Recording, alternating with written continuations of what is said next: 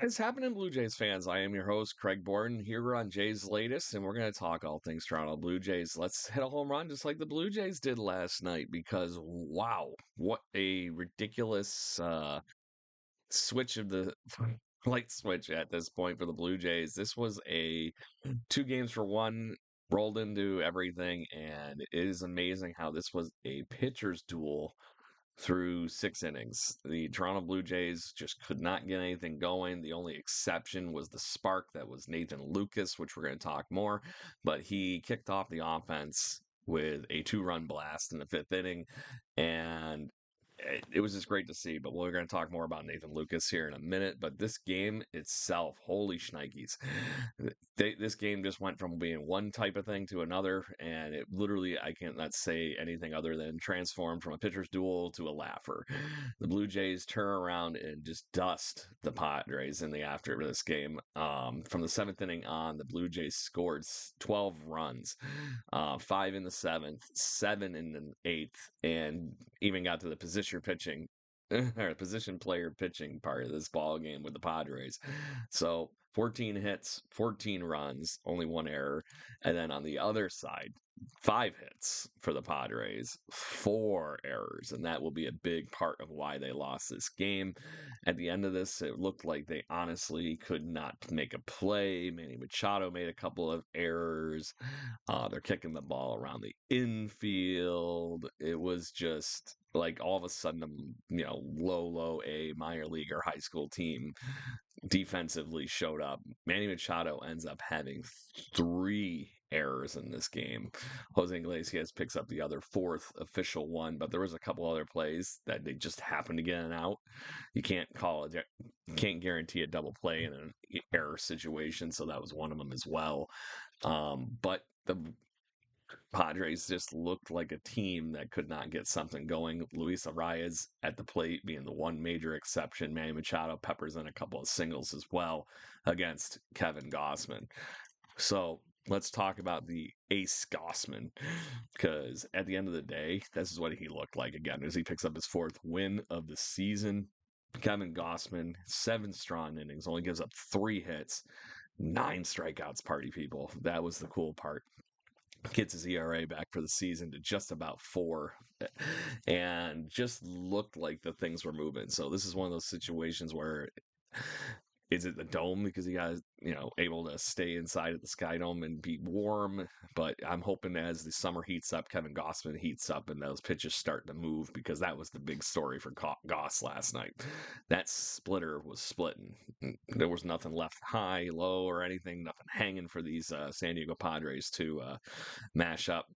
So at the end of the day, it was just Gossman just destroying the I'll just say the emotions of the Padres dugout as the Friars were hoping for a prayer to hit some of these pitches.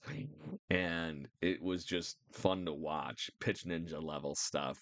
And I cannot say enough good things about if we're going to get what Goss did last night to continue moving forward over the coming weeks. Because if Kevin Gossman is doing what he just did last night, this team has some crazy good luck that they can hang their hat on because we still have an amazing pitching staff, and it's going to be very, very interesting to see if they can continue to do this.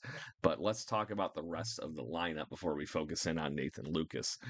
The rest of this lineup just raked. I know it took a long time for them to be able to get going and everything in this game, but Bo Bichette had 2 hits and 2 RBIs and also scored twice.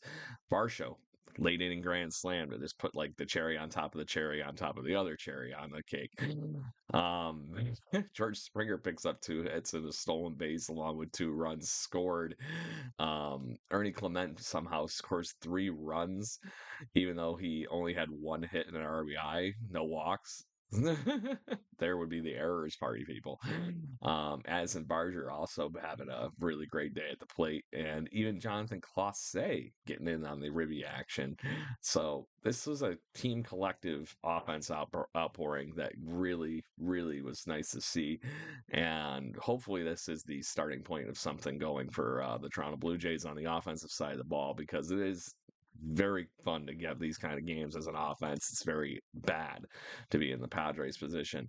So as we flip around to the day game today, Hopefully they stay hot and continue to just mash baseballs, because that was really what this team needed as far as some kind of an offensive outpouring, outburst, whatever you call it. And really just get that crooked number to make them feel better. So let's talk about one of the key contributors to that crooked number, Nathan Lucas. Holy shnikes. This guy has been finding a way to contribute all around, and whether it's defense, moving guys around, he had a crazy bunt, went 3 for 4 last night with 2 RBIs, 2 runs scored, and like I said, the giant monster Mamma Jamma that was the home run to kick off the offense. Nathan Lucas has found a way to be an everyday player on this team. Shows he can be a contributor no matter how you end up getting there. There's a lot of good things that go with Nathan Lucas, and I'm glad to see that some of these things that he's been doing at every level in the minor leagues is starting to translate to the majors, because he does barrel baseballs. It is very nice to see that those barrels are starting to turn into hits, home runs, doubles, whatever it might be.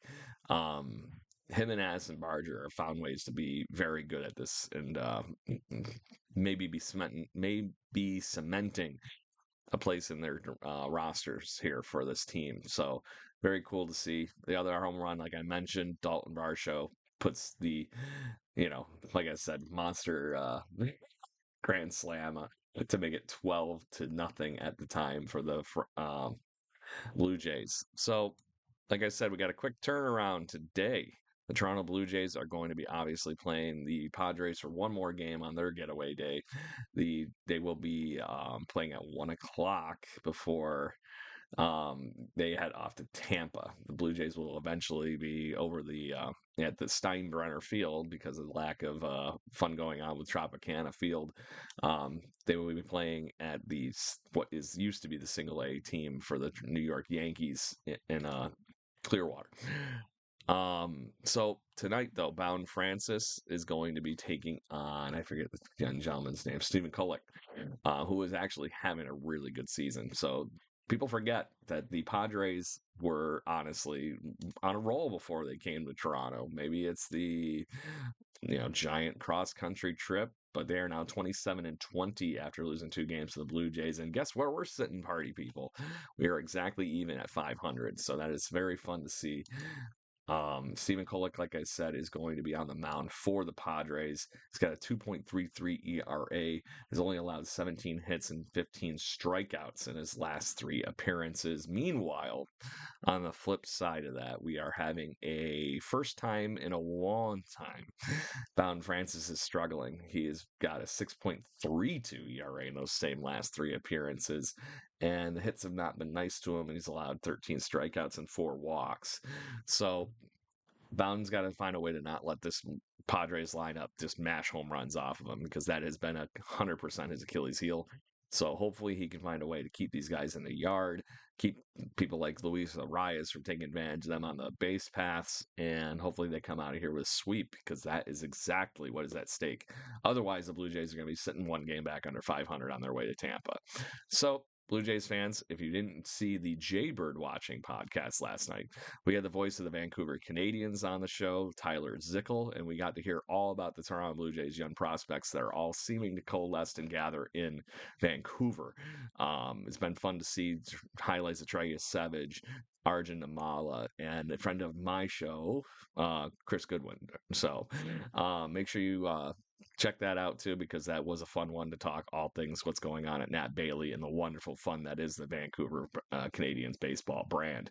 So thanks everybody. Cheers. Make sure you hit those like, share, and subscribes, and hit us up in the comments, and we'll talk to you tomorrow with hopefully another Blue Jays win.